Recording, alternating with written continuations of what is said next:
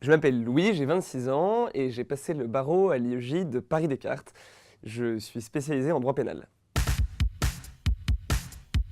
Un commentaire d'arrêt insipide sur les lanceurs d'alerte. 10 sur 20 de justesse. Panique complète, d'abord. Sujet que je connaissais pas, je me suis dit que j'allais jamais l'avoir. Il faut y aller quand même parce que c'est le grand oral. Donc choix tri des sources. Le Oberdorf, le code du travail, on élimine tout ce qui sert à rien et on y va. Ce qu'ont connu tous les étudiants qui font des commentaires d'arrêt, trois sous-parties seulement alors qu'il en faut quatre et tentative de dernière minute un peu désespérée pour équilibrer un plan qui l'était plus ou moins. Alors, une première partie sur le droit positif. Alors, évidemment, toujours avec cette idée des libertés fondamentales derrière. Et donc, voilà, j'ai parlé de l'arrêt, j'ai parlé de sujets d'actualité. Et voilà, j'ai essayé de le raccrocher à tous les sujets d'actualité qu'on connaissait sur ce thème-là. Toujours en lien avec l'actualité, parce que c'est quelque chose qui plaît quand même beaucoup au jury de grand oral. Je suis parti cette fois plus sur les limites de la protection, avec notamment le cas des lanceurs d'alerte russes qui avaient dû émigrer aux États-Unis pour l'histoire des Jeux Olympiques, et aussi le cas Snowden, enfin bref, tous les cas d'actualité que vous connaissez mieux que moi.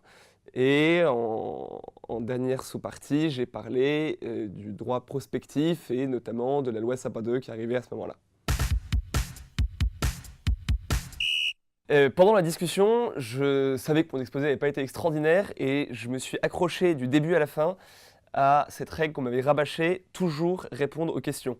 Ce que j'ai fait, et même quand les questions ne me plaisaient pas, et je pense que les profs ont apprécié ma combativité. Malheureusement, j'ai pas eu toutes les questions un peu pourries auxquelles on s'attend, sur la première femme qui a prêté serment, qu'est-ce que c'est que le parquet, pourquoi est-ce que vous voulez être avocat, tout ça. Moi, j'ai dû répondre à des vraies questions de droit plus techniques et un peu moins fun. Une question que j'ai pas aimée, question de droit du travail. Droit du travail, moi j'y connais rien. Et c'était, peut-on lire dans les mails perso de ses employés et s'appuyer dessus pour les licencier? Et je n'avais pas la moindre idée de la réponse à cette question.